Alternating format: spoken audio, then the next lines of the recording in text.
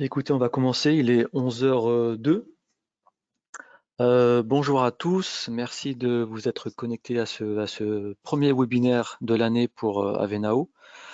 Alors, vous voyez mon écran normalement. Je suis Yannick, je serai votre intervenant aujourd'hui. Voilà, et puis c'est moi qui vais animer la plupart des webinaires sur la simulation, sur le thème de la simulation pour Avenao.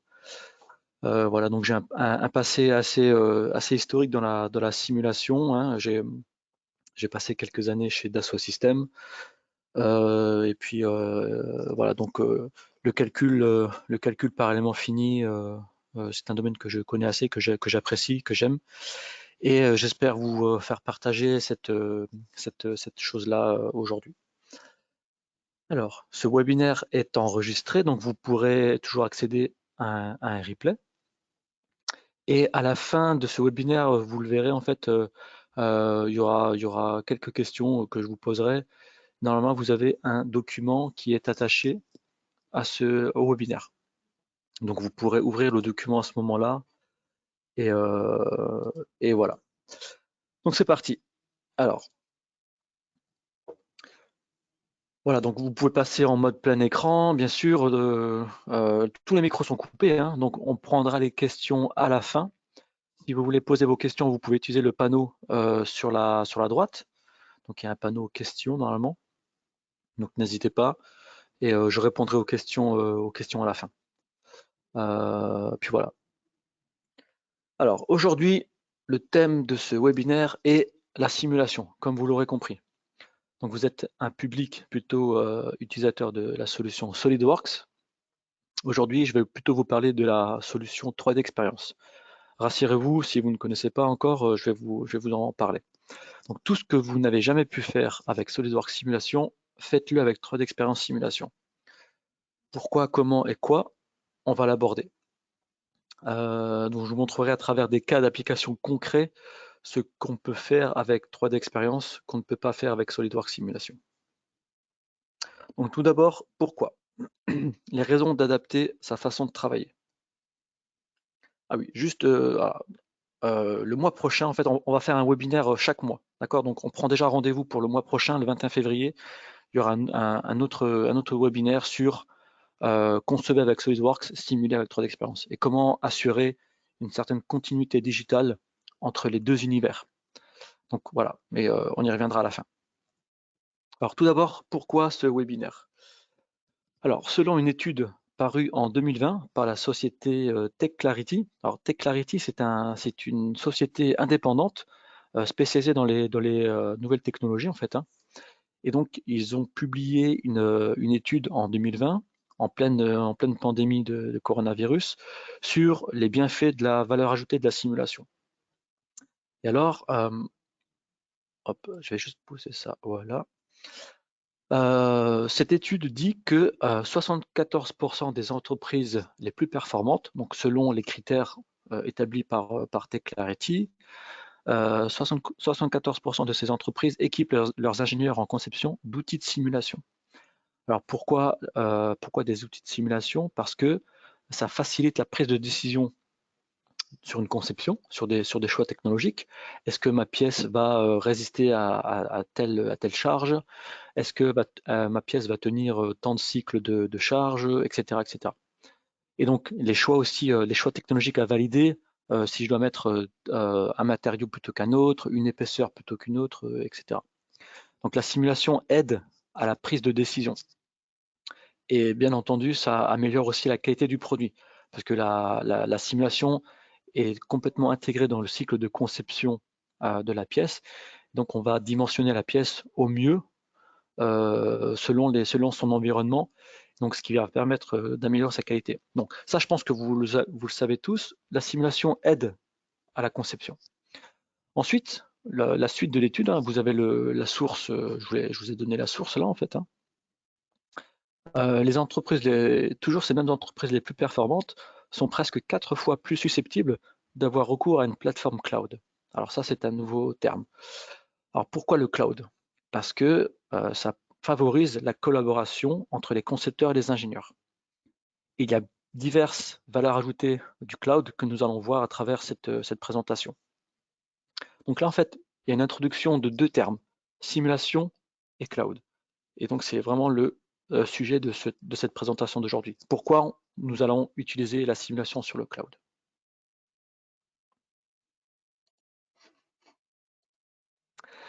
Alors, j'aimerais vous poser quelques questions, indirectement bien sûr, mais j'aimerais m'adresser à vous.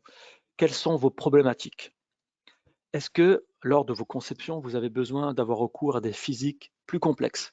Est-ce que vous devez simuler ou prendre en compte la rupture d'un matériau, par exemple, ou considérer un flambage important d'une pièce, ou même un couplage entre différentes physiques, de l'acoustique et de la mécanique, de l'électricité, de la mécanique, etc., etc.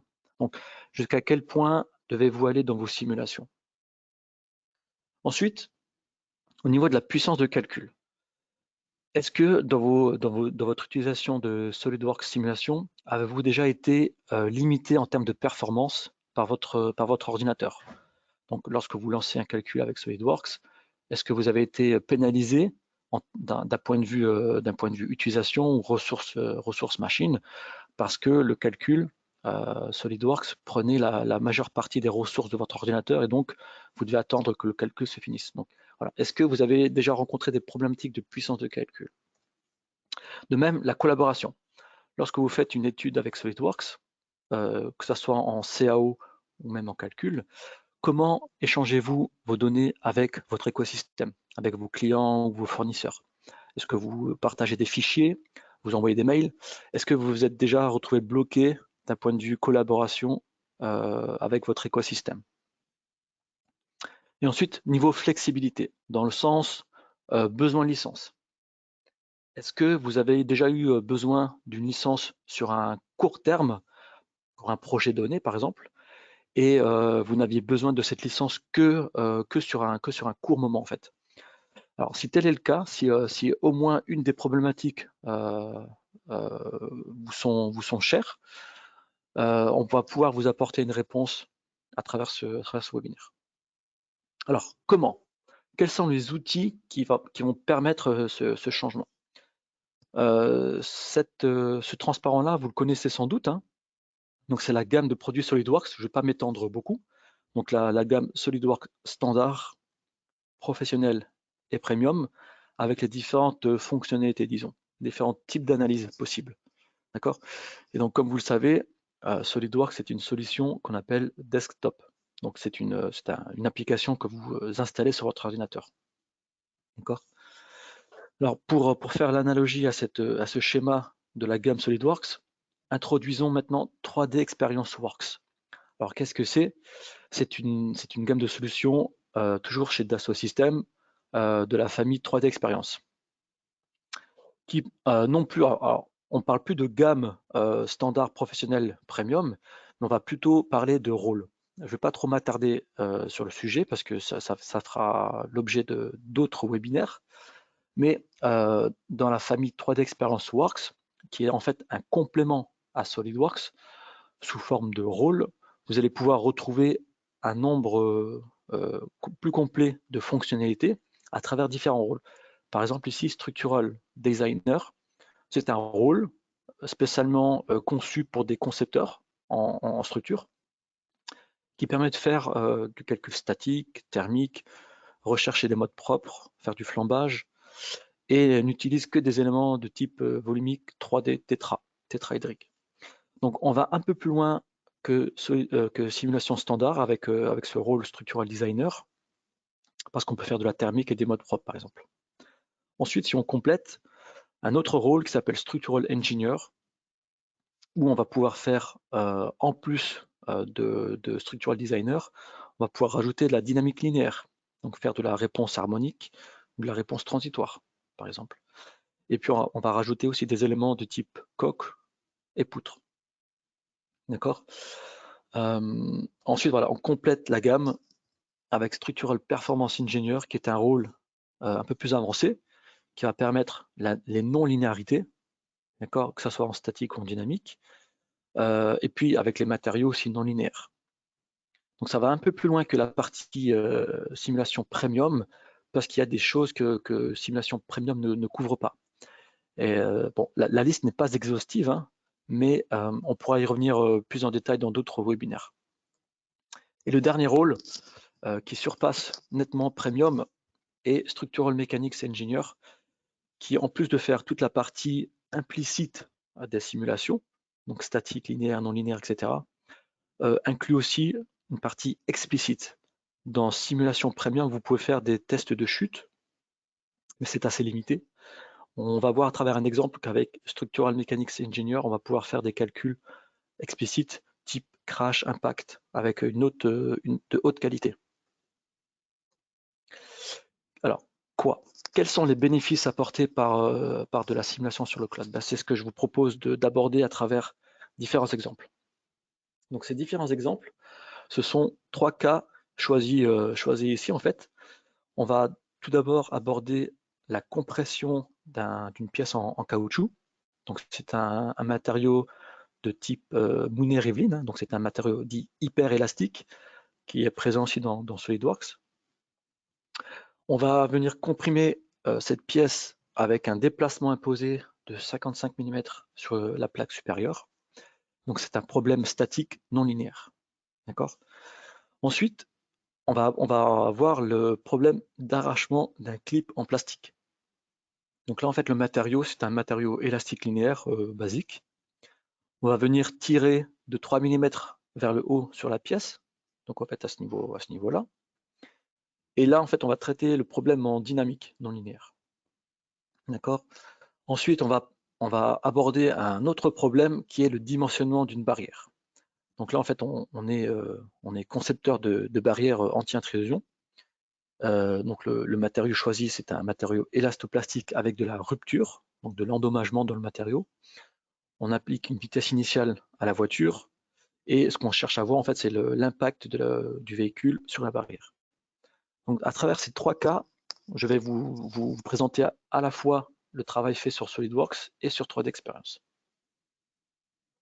Alors, tout d'abord, la compression d'un caoutchouc. La première simulation a été faite avec SolidWorks. Donc, il y a une animation que je vais lancer.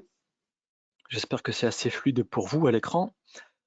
Donc là, en fait, on voit que on a la pièce qui vient donc se déformer suite au déplacement imposé sur la plaque supérieure, mais on devait imposer 55 mm.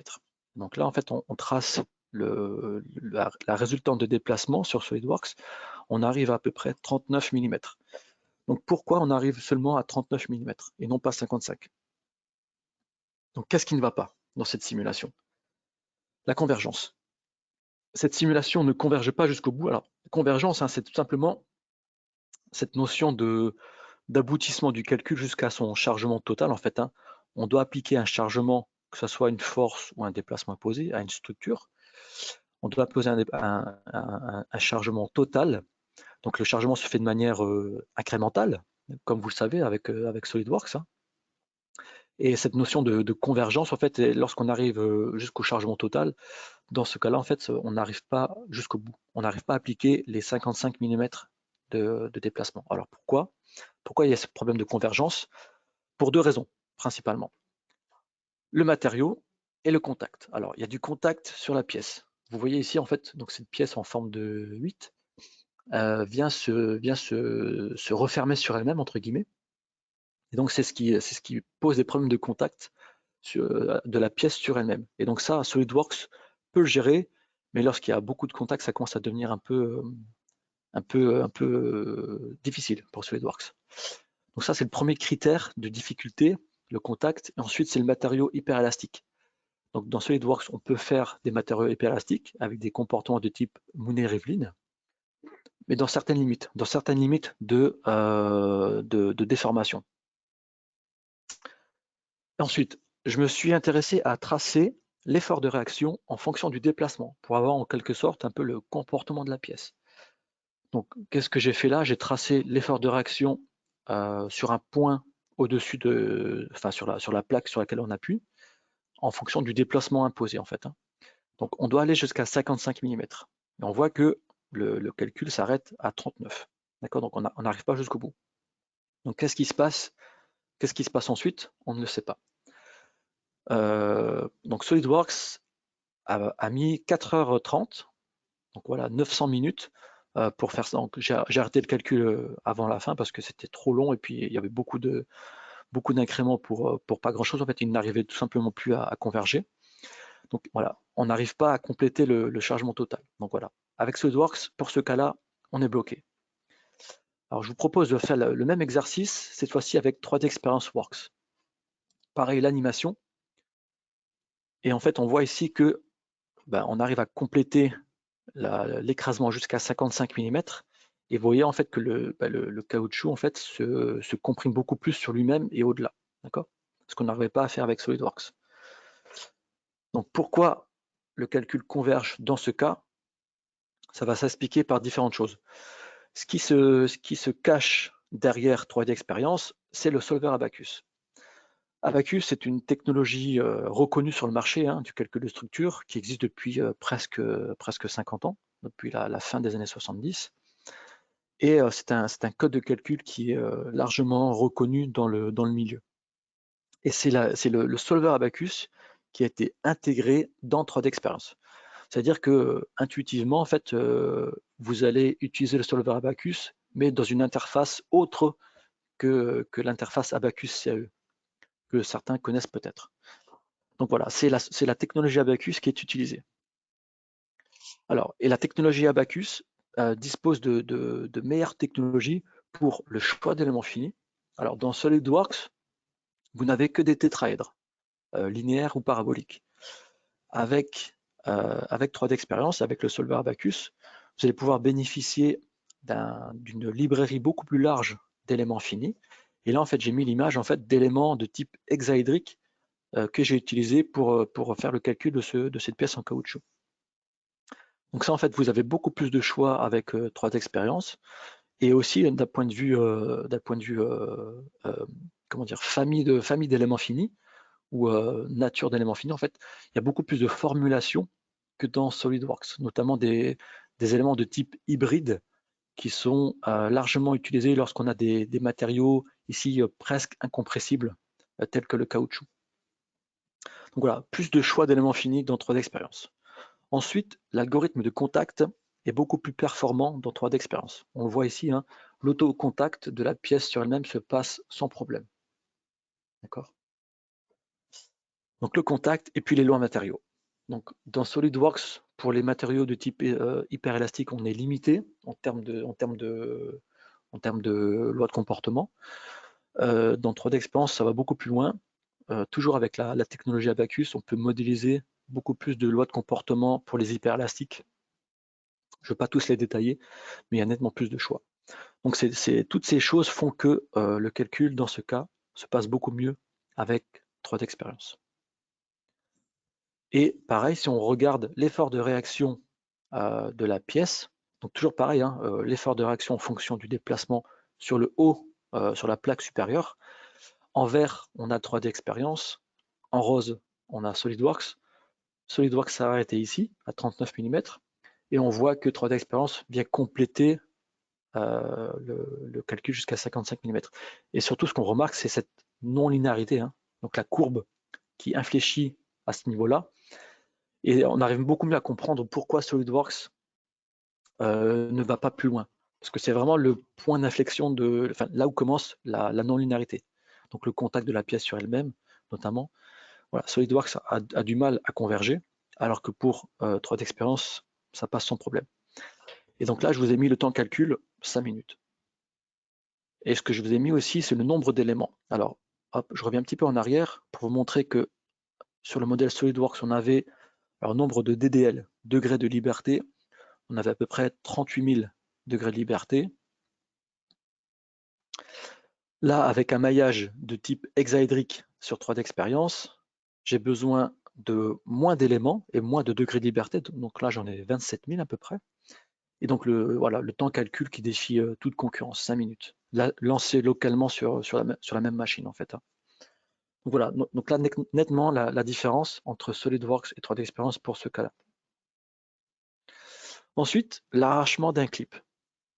Donc là, en fait, il s'agit d'une pièce en plastique, assez basique, je dirais, qu'on peut retrouver notamment dans des industries type automobile, aéronautique. Ce sont des pièces qui sont par exemple utiles pour fixer des passages de câbles ou peu importe. Donc voilà, des petites pièces en plastique pour venir maintenir des équipements par exemple. Donc il y a d'abord une simulation d'insertion de la pièce sur son support. Et ensuite, on peut aussi s'intéresser à l'arrachement de la pièce. Alors, j'ai une petite simulation ici. Une simulation. Donc là, c'est une vue en coupe. D'accord, j'ai le modèle 3D complet, mais là, c'est une vue en coupe pour voir ce qui se passe à l'intérieur. Donc, c'est un clip avec des sortes de pattes. Et là, en fait, on essaie de tirer dessus pour l'arracher. Et on voit que ça vibre. Hein. Donc, c'est un calcul dynamique, non linéaire. Mais on ne sait pas trop ce qui se passe. Alors, autre vue de dessous. En fait, je ne sais pas si vous vous rendez compte vraiment de la géométrie, mais donc on a la pièce qui est logée dans un trou. On essaie de tirer dessus pour l'arracher et on voit que ça passe pas. Alors, comme avant, qu'est-ce qui ne va pas? La convergence, toujours pareil. La simulation ne va pas jusqu'au bout. On devait appliquer 3 mm de déplacement sur la face supérieure ici de la pièce. Et là, en fait, on n'arrive que jusqu'à 0,2 mm. Donc, autrement dit, pas beaucoup. Le caractère dynamique de la pièce est non linéaire, avec le contact notamment, ça rend la convergence difficile, voire impossible. D'accord. Et puis là, le calcul s'arrête. Donc SolidWorks, j'ai pas eu besoin d'arrêter le calcul, il s'est arrêté tout seul. Après 7 minutes, problème sur le solver, échec de la résolution du calcul. Ah, ok. Alors, toujours pareil, j'essaie de voir l'effort de réaction en fonction du déplacement. Donc là aussi, je ne sais pas ce qui se passe après. D'accord.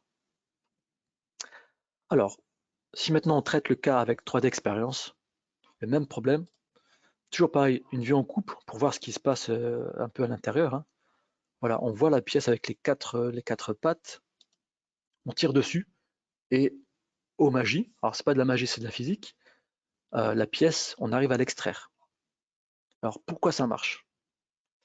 Toujours pareil, vous l'avez compris, on utilise le solver Abaqus. Mais cette fois-ci, on va utiliser la technologie du solver Abaqus explicite.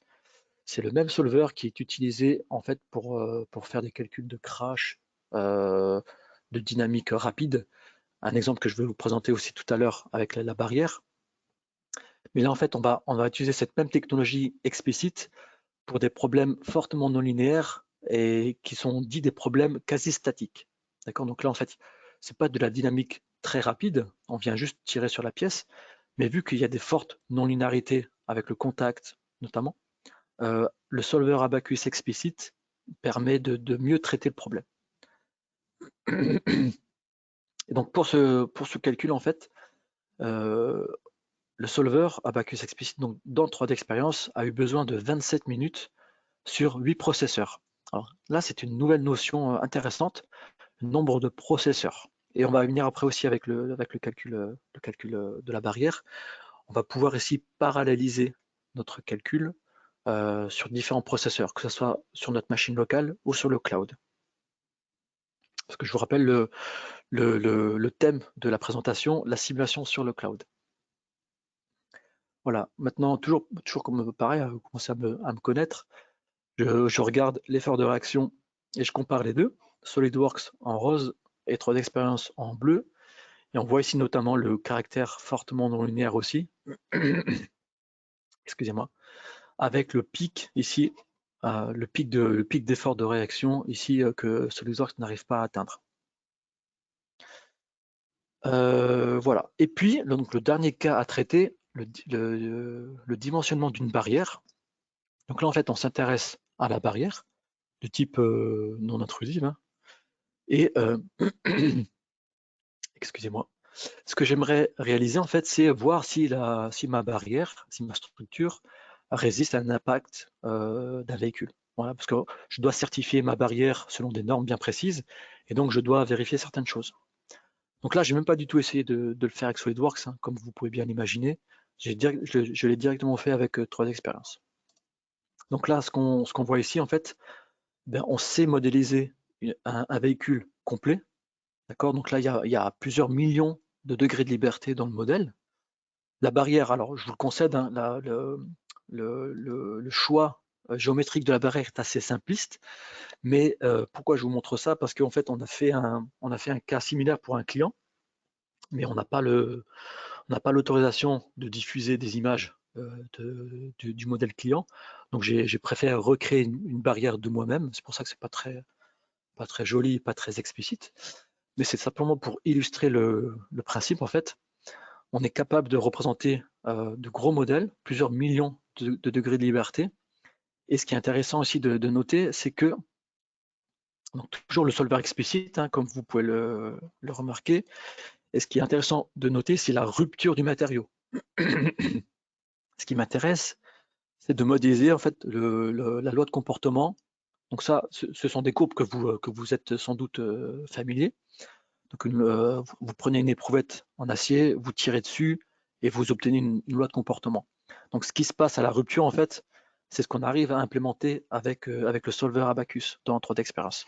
Donc si je rejoue l'animation ici, on voit que la barrière ici se casse. D'accord? Donc on vient endommager et rompre des éléments. Donc ça, c'est quelque chose qu'on peut faire avec 3D Experience qu'on ne peut pas faire avec SolidWorks. Et puis la puissance de calcul.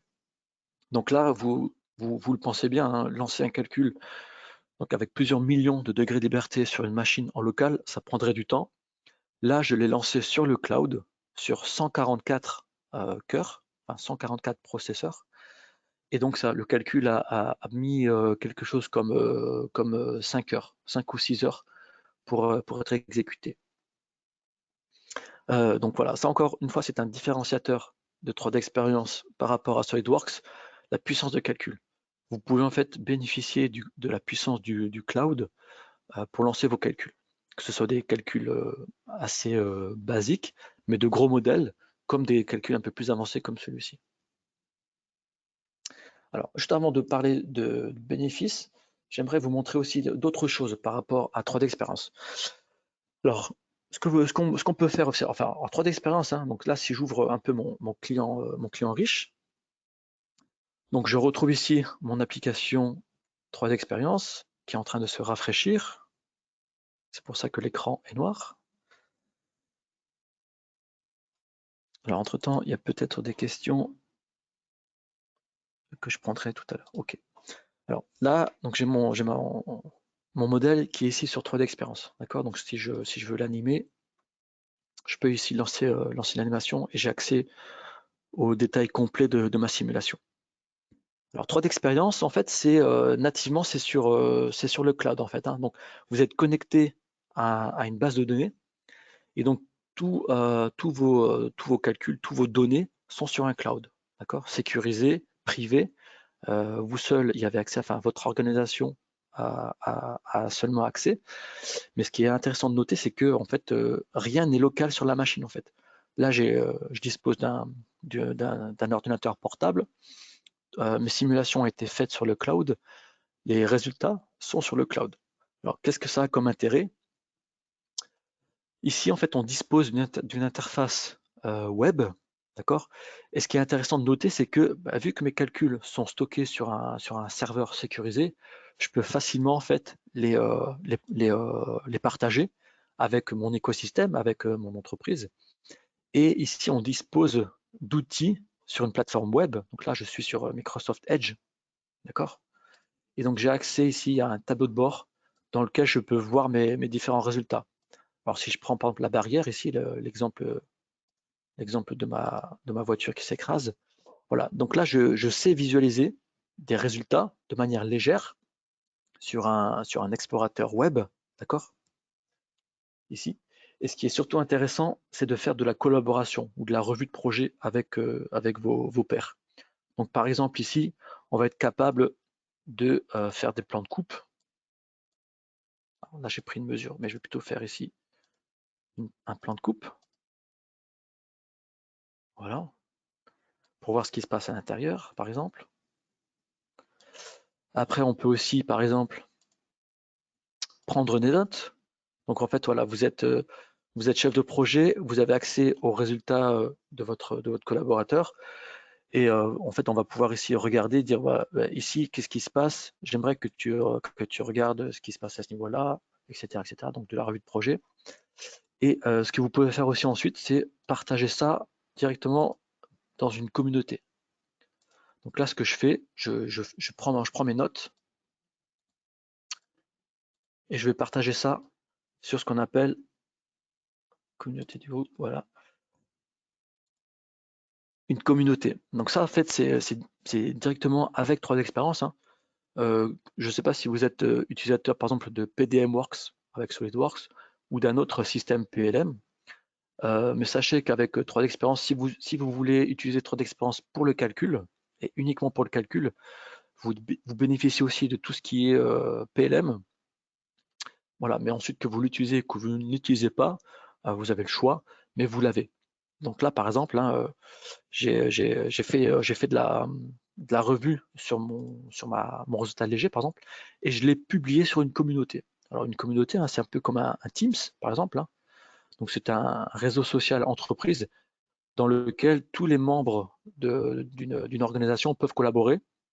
Donc là, ce que j'ai fait, j'ai publié ça sur une communauté en mode 3D. Donc c'est vraiment du 3D léger, hein. C'est pas juste une image statique, c'est vraiment tout le modèle complet. Et en fait, là, tous les membres de cette organisation vont pouvoir avoir accès à ces résultats. Je décide bien sûr de qui a accès aux données. D'accord. Mais voilà, c'était un des points aussi, là où je veux en venir, c'était la partie collaboration.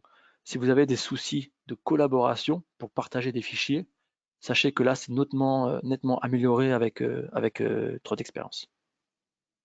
D'accord. Voilà. Hop. Et donc, je reviens sur la présentation avec les bénéfices du cloud computing. Donc, vous l'avez compris aussi, avec un calcul lancé sur un cloud, on peut obtenir des résultats beaucoup plus rapidement. D'accord. Entre lancer un calcul localement sur une machine, le lancer sur 144 processeurs sur un cloud, les résultats sont flagrants. Mais ce qui est intéressant aussi, c'est l'externalisation du processus de solver pour libérer les postes de travail locaux. Le premier point, enfin le deuxième point, lorsque je vous parlais des problématiques, c'était en fait, est-ce que vous avez déjà eu le problème de performance de votre machine lorsque vous lancez un calcul SolidWorks? Est-ce que le calcul SolidWorks prend toutes les ressources de la machine à un tel point que vous êtes bloqué en fait? Avec le cloud, vous lancez le calcul sur le cloud en fait et les ressources machines sont libres. Vous pouvez continuer à travailler, même s'il s'agit d'un gros calcul. Comme c'est du cloud, vous n'avez pas besoin d'investir dans du matériel ni d'assurer la maintenance. D'accord. Donc ça aussi, c'est des points assez importants. Toute l'infrastructure est gérée par Dassault Systèmes. Et ensuite, quels sont les bénéfices de 3D Expérience en général? Je vous ai mis les trois piliers.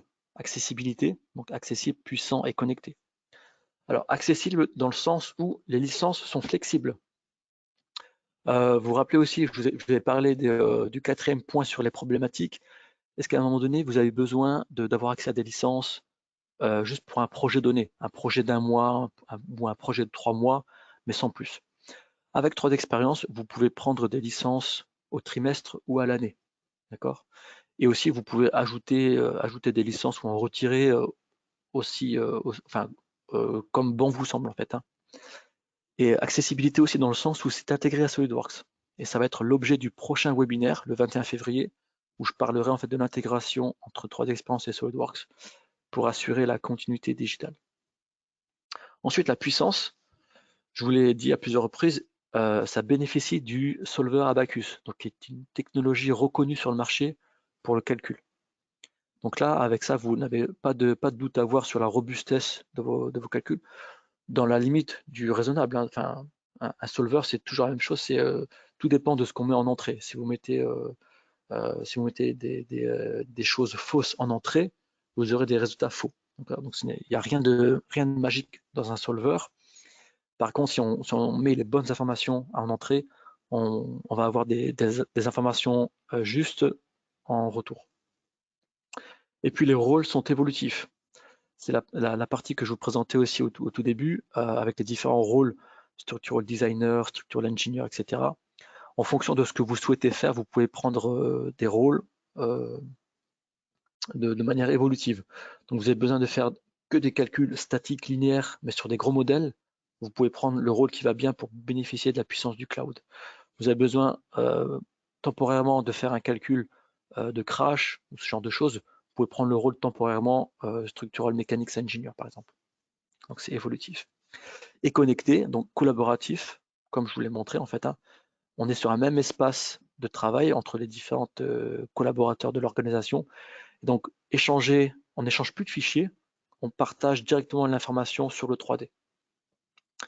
Et donc connecté, le dernier point, c'est le cloud computing. On va pouvoir bénéficier d'une puissance nettement supérieure par rapport à une machine locale. Voilà. Alors, normalement, dans le webinaire, vous avez accès à un document, je crois. Donc, si vous ouvrez le panneau à droite, je pense qu'il doit y avoir un document distribué. Vous pourrez, en fait, si vous le souhaitez, prendre rendez-vous. Donc, nous sommes là pour vous aider. Si vous avez des projets, si vous avez des questions, voilà, prenez rendez-vous et nous ferons un plaisir de collaborer avec vous. Ensuite, votre avis est important. Si vous avez apprécié cette présentation, vous pouvez aussi attribuer une note. Donc, pareil, vous avez accès au lien dans le PDF attaché au webinaire. Et dernièrement, donc le prochain webinaire du 21 février, concevez avec SolidWorks, simulé avec 3D Experience. Voilà, donc c'était tout ce que je voulais vous parler pour ceci. Donc, si vous avez des questions, je vais pouvoir y répondre. Alors, les micros sont coupés, mais n'hésitez pas à les poser dans le chat. Alors, j'ai une première question ici qui est des modèles paramétrés permettent aussi de faire des multiples simulations. Est-ce qu'on peut utiliser les deux possibilités en même temps? Alors, si je comprends la question, est-ce qu'on peut utiliser des modèles paramétrés dans les simulations? La réponse est oui. Donc, avec 3D Experience et puis même avec SolidWorks, dans SolidWorks, vous avez des paramètres. Si vous exportez, enfin, si vous transférez, et ça va être l'objet encore une fois du prochain webinaire, si vous transférez votre modèle SolidWorks avec des paramètres dans 3D Experience, vous conserverez les paramètres dans 3D Experience. Et en plus, avec le rôle Structural Mechanics Engineer, on peut faire des analyses paramétrées avec notamment des petits plans d'expérience par exemple. Hein. Donc ça, oui, on va pouvoir le faire. Utiliser des modèles paramétrés pour faire des multiples simulations. J'espère que ça répond à votre question. Voilà, je ne sais pas si vous avez d'autres questions. Pour le moment, je n'en vois pas.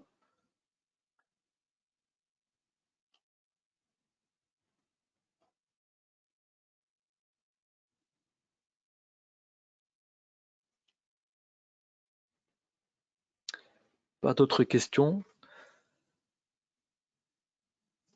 Dans ce cas, nous allons conclure le webinaire. Encore une fois, merci de votre participation, de votre écoute. Ce webinaire sera disponible en replay prochainement. Et donc, rendez-vous le mois prochain pour un nouvel épisode. Merci beaucoup et bonne journée à tout le monde. À bientôt. Au revoir.